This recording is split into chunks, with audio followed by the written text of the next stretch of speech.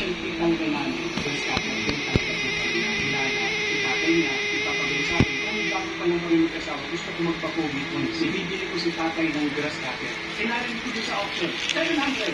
Nakasa ko ng kamay kahit hindi ako sanay na power tools. So, sabi sa akin ganyan, sinabi niya sa akin, Sir, dalawa po ito. Eh, isa lang po ako, kailangan ko hindi ho. Dapat dalawa. So, naubili ka akong kuhanin. Pagdating ko sa amin, dito sa bahay, kaya ko matutuwa. Sermon ang inabot ko. Diyan mo na kakad dyan yung grass cutter na. Magkano yung grass cutter niyo? Ay, 1-4 na po, 1-4. Benta ko ng 1-4. Kinabukasan ulit, kilo na namang dumaan. Sir, binibenta mo ba ito? Awang 5 ko. Inaasap ko na ng konti. Kaya mula sa 2 grass cutter, sumunod na linggo, naging 8 grass cutter. Dun sa naging surplus po siya na power tools, na naging brand new na power tools. Tapos hanggang sa ngayon po, kami na po yung kauna-unahan talagang umorder sa amin online. Pinaship po namin sa Tuan City, tapos hanggang sa tuloy-tuloy na po yung transaction natin.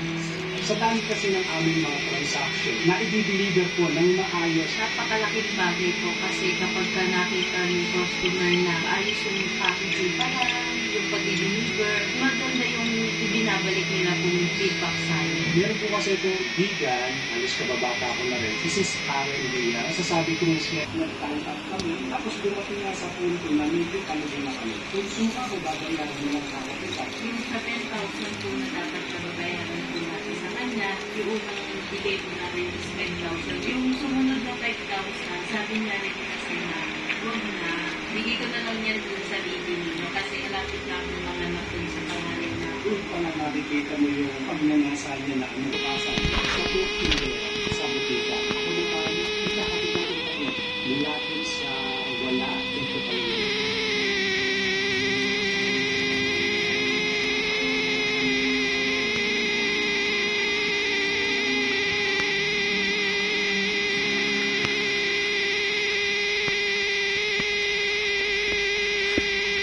Mana niya si Rod berpasa sila ko din ma.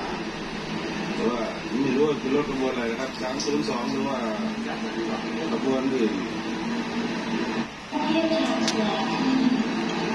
Saya siden malam tu.